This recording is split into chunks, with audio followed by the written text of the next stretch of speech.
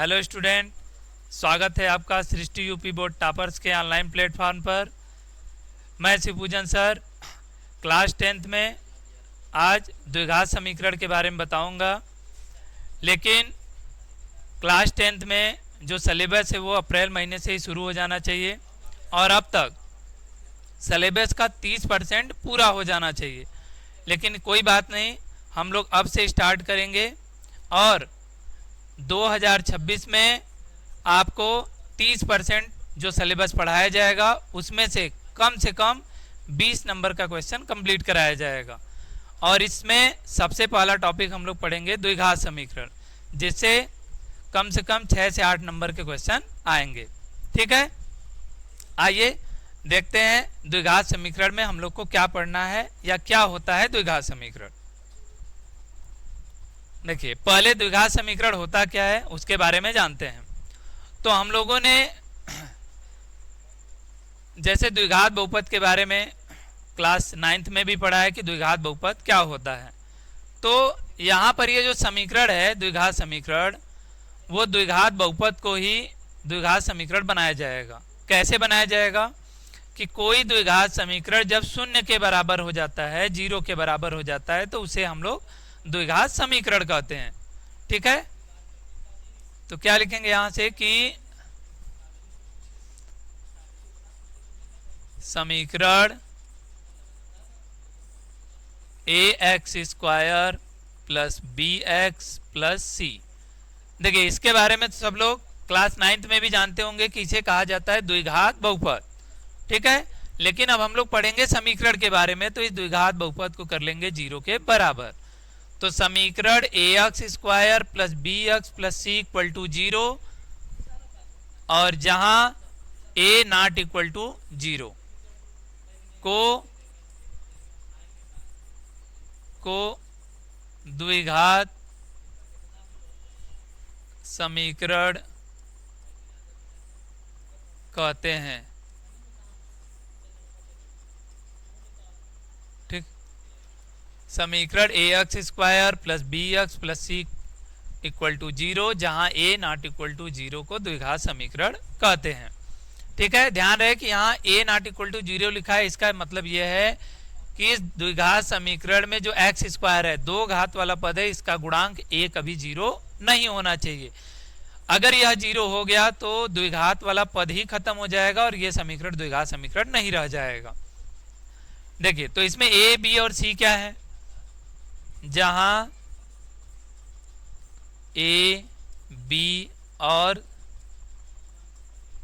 c, a, b और c वास्तविक संख्याएं हैं, वास्तविक संख्याएं हैं। ठीक है, वास्तविक संख्याएं हैं। ठीक है,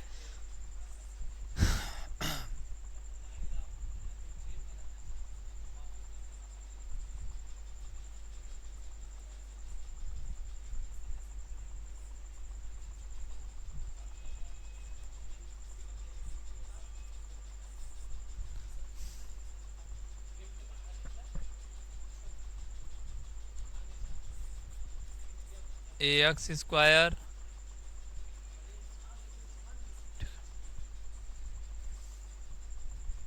चलिए एग्जाम्पल देखते हैं।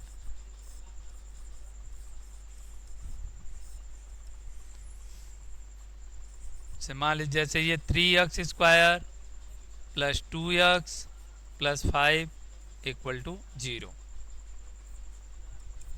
ठीक है, 3x² plus 2x plus 5 equal to 0, यह एक द्विघात समीकरण है। या फिर -5x² plus 3x minus 2 equal to 0,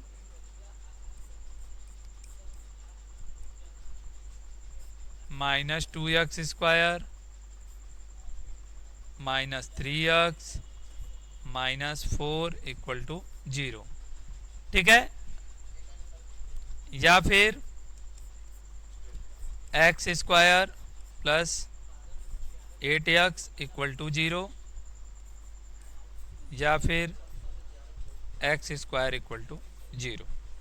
देखिए, अब जैसा कि ये बोला गया कि A x square plus B x plus C equal to 0 को द्विघात समीकरण कहते हैं, जहां ए बी सी वास्तविक संख्याएं हैं, केवल ए का मान कभी 0 नहीं होना चाहिए, बी और सी 0 हो सकते हैं। तो जैसे ये समीकरण लिखा हुआ है, यहाँ पर एक्स स्क्वायर का गुणांक 3 है, ठीक है, ये द्विघात समीकरण है, ये भी द्विघात समीकरण। देखिए यहाँ एक्स स्क्वायर का गुणांक माइनस में है, तो संख्याएं माइनस प्लस ये सब हो सकती हैं, क्योंकि वास्तविक संख्याओं में धनात्मक ऋणात्मक सभी संख्याएं आती हैं। इसी तरह यहाँ पर -2x² -3x -4 इक्वल टू 0 है, तो एक्स स्क्वायर का गुणांक माइनस है, एक्स का गुणांक भी माइनस है, अचर पद भी माइनस है, ठीक। तो ये सभी वास्तविक संख्याएं हैं, बस ध्यान रहे कि एक्स स्क्वायर के गुणे में जो संख्या वो कभी 0 ना हो। अब इस चौथे वाले एग्जाम्पल में अगर देखा जाए तो ये जो अचर पद लिखा है, यहाँ सी की जगह कोई संख्या अगर लिखना है तो यहाँ हमने कोई संख्या नहीं लिखा है। अब कह रहा है कि ए बी सी वास्तविक संख्या है, तो सी का मान 0 हो सकता है, तो इस वाले एग्जाम्पल में सी का मान क्या हो गया, 0 हो गया। और इधर पांचवें वाले एग्जाम्पल में बी और सी, इस समीकरण में बी और सी दोनों का मान 0 हो गया और ए का मान हो गया 1। तभी ये सभी क्या है, ये सभी के सभी द्विघात समीकरण ही हैं, सभी हैं द्विघात समीकरण, ठीक है, ये सभी के सभी द्विघात समीकरण कहलाएंगे। चलिए आते हैं, अब अगला नियम देखते हैं। देखिए, द्विघात समीकरण का मानक रूप। द्विघात समीकरण का मानक रूप क्या होता है, कभी कभी हम लोग को समीकरण जो है आगे पीछे उल्टा पुल्टा करके दिया रहता है, तो किसी द्विघात समीकरण का मानक रूप का मतलब है कि उस द्विघात समीकरण को जो उसमें पद हैं उनको घात के घटते क्रम में लिखते हैं, घात के घटते क्रम, अवरोही क्रम में लिखते हैं, घात के अवरोही क्रम में। तो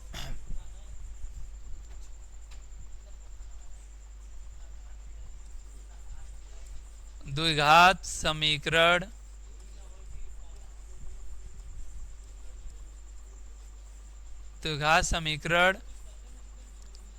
ए x square plus B x plus C equal to 0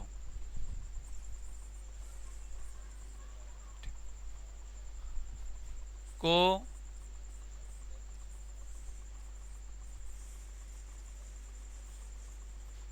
द्विघात का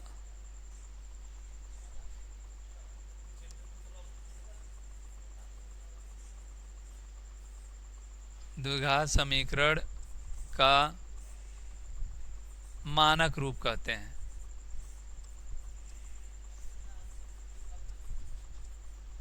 मानक रूप कहते हैं, ठीक है। देखिए, ये मानक रूप कहलाता है। मानक रूप में बस देखिए इस बात का ध्यान रखना है, A x square plus B x plus C equal to 0।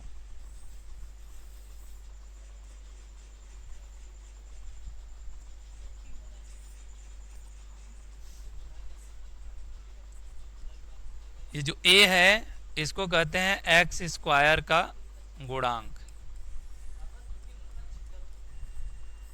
X square का गुणांक,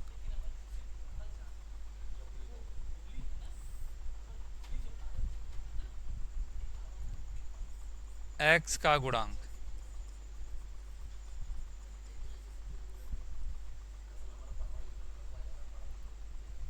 ठीक है। और सी को कहते हैं अचर पद, ठीक है। इस द्विघात समीकरण में ए जो है एक्स स्क्वायर का गुणांक है, बी जो है वो एक्स का गुणांक है, और जो सी है वो अचर पद है, ठीक। और देखिए घात कैसे है, पहले 2 घात का, फिर 1 घात का चर और फिर अचर पद, तो यही क्रम रहेगा। इसी क्रम में जब समीकरण रहेगा तो उसको हम लोग मानक रूप कहेंगे। तो कभी कभी क्वेश्चन देता क्या है कि हमें ये द्विघात समीकरण आगे पीछे करके देगा और कहेगा इसको मानक रूप में लिखिए, ठीक है। जैसे एक एग्जाम्पल देखते हैं,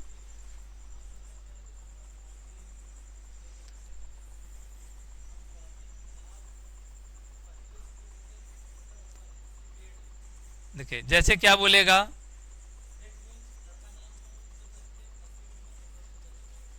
कि निम्नलिखित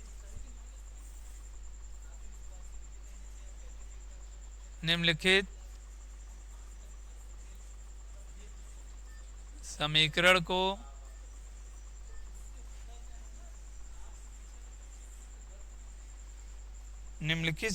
को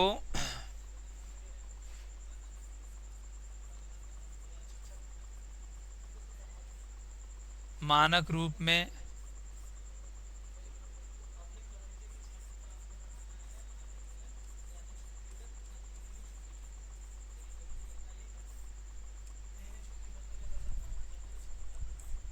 पहला, जैसे मान लीजिए लिखा है 3x plus 5x² minus 2 equal to 0,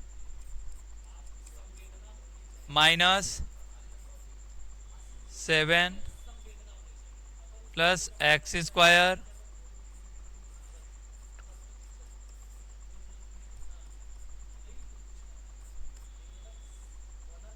minus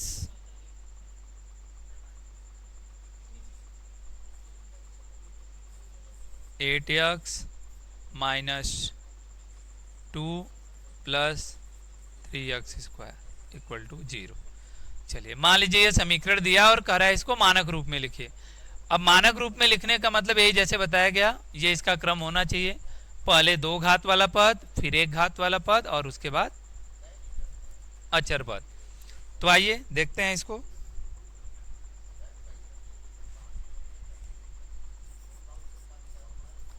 देखिए पहला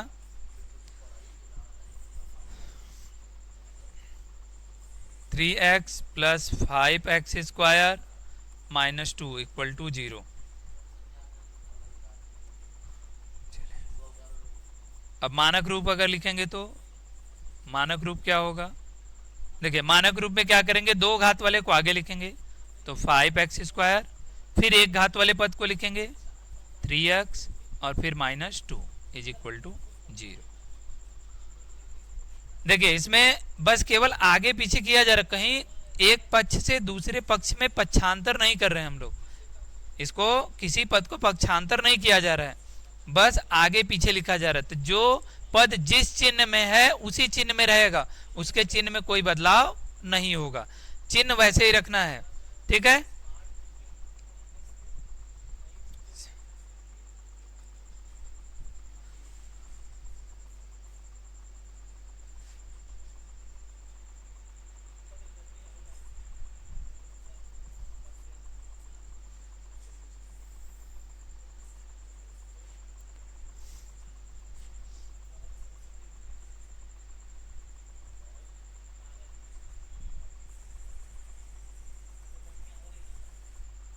तो दूसरा दिया -7 plus x² minus 2x is equal to 0, ठीक है। अब इसका मानक रूप लिखना है, मानक रूप, मानक रूप क्या होगा, मानक रूप के लिए 2 घात वाले पद को सबसे आगे लिखेंगे तो x², फिर 1 घात वाले पद को लिखेंगे तो माइनस 2x और फिर अचर पद को लिखेंगे तो -7 इज इक्वल टू 0, ठीक है। ये मानक रूप हो जाएगा, 2 घात वाला पद आगे, फिर उसके बाद 1 घात वाला पद चिन्ह के साथ, चिन्ह में कोई बदलाव नहीं, ठीक है, फिर -7 तो -7। इसके बाद थर्ड नंबर में आते हैं, देखिए थर्ड नंबर में क्या दिया, -8x माइनस 2 और plus 3x² is equal to 0। अब इसका मानक रूप जब लिखेंगे तो, अब देखिए इसका जब मानक रूप लिखेंगे तो क्या होगा, इसका मानक रूप पहले 2 घात वाले पद को लिखेंगे, ये 3x² आगे, फिर उसके बाद 1 घात वाले पद को जिसमें 1 घात का पद है -8x और फिर अचर पद -2 इज इक्वल टू 0, ठीक है। तो यह आंसर हो जाएगा।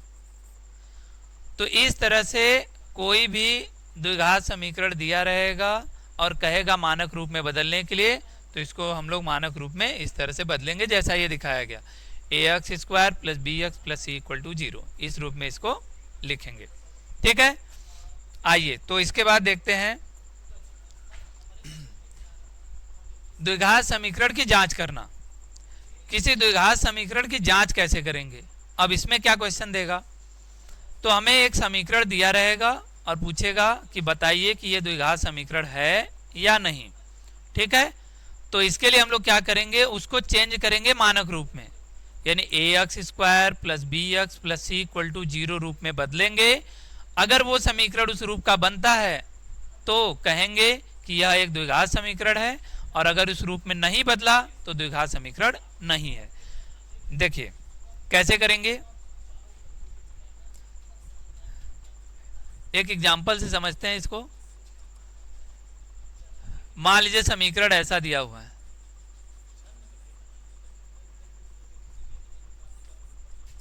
बताइए कि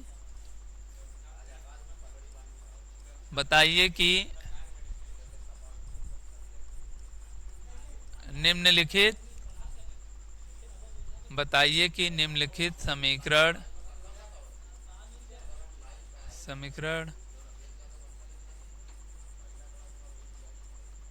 द्विघात समीकरण, बताइए कि निम्नलिखित समीकरण द्विघात समीकरण है या नहीं, ठीक। चलिए देखिए, जैसे x माइनस 2 x प्लस 3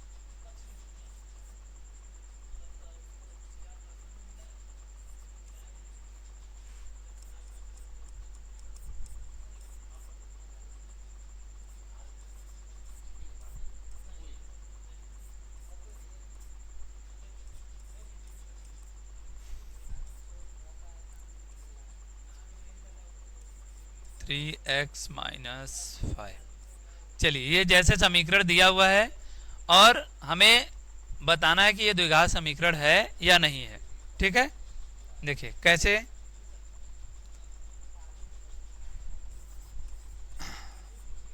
देखिए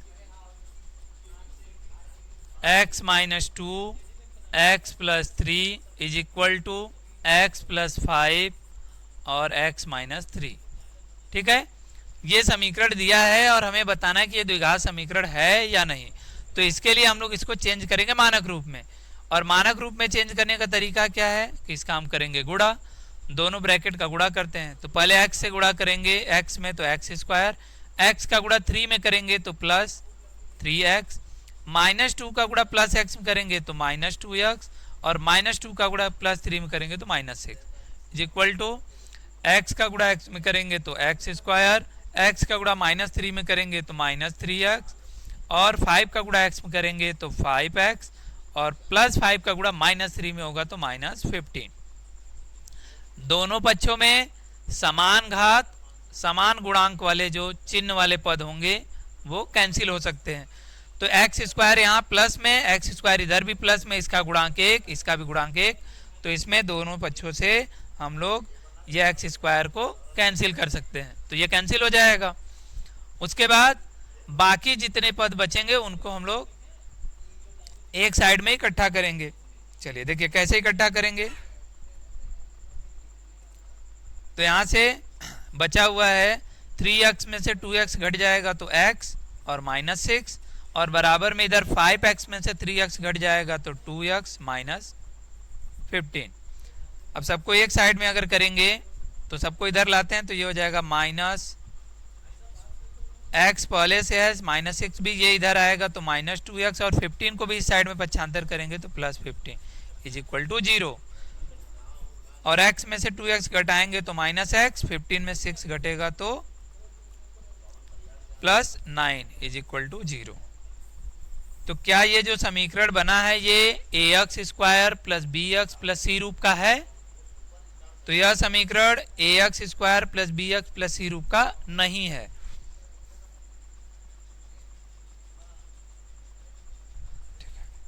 चलिए, तो क्या लिखेंगे कि यह समीकरण A x square plus B x plus C equal to 0 रूप का नहीं है, रूप का नहीं है। अतः यह द्विघात समीकरण नहीं है। ठीक है, चलिए इसी तरह आते हैं, दूसरा क्वेश्चन भी सॉल्व करते हैं। ठीक है, आइए सेकंड नंबर देखते हैं। सेकंड नंबर में क्या दिया है? x ब्रैकेट में x square plus 5 is equal to x minus 8 दूसरे ब्रैकेट में x माइनस 2। चलिए गुणा करेंगे, x का गुणा होगा ब्रैकेट में आएगा x cube plus 5x is equal to, इसका गुणा करेंगे, x का गुणा x में होगा तो एक्स स्क्वायर, x का गुणा माइनस 2 में होगा तो माइनस 2x, 8 माइनस 8 का गुणा x में होगा तो माइनस 8x और माइनस 8 का गुणा माइनस 2 में होगा तो प्लस 16 हो जाएगा। ठीक है, अब हमें इसे मानक रूप में बदलना है, तो सबको पहले एक साइड में इकट्ठा करेंगे। तो इसके लिए पहले एक्स क्यूब प्लस 5x ऐसे ही रहने देंगे, इधर जो जुड़ घट रहा है उसको जोड़ेंगे घटाएंगे, तो माइनस 2x और माइनस 8x मिलकर हो जाएगा माइनस 10x और प्लस 16, और सबको जब एक साइड में लाएंगे तो ये हो जाएगा एक्स क्यूब, एक्स स्क्वायर इधर आकर माइनस एक्स स्क्वायर, ये 10x इधर आकर इसमें जुड़ जाएगा तो ये हो जाएगा 15x और माइनस 16 इज इक्वल टू 0। क्या ये समीकरण A x square plus B x plus C रूप का बना? नहीं, क्योंकि यहाँ 3 घात का पद आ गया। तो कहेंगे क्या कि यह समीकरण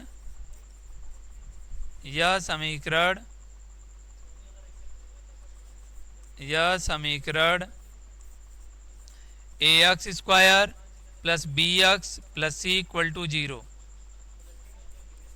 रूप का नहीं है,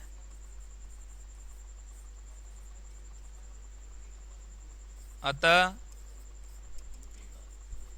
यह द्विघात समीकरण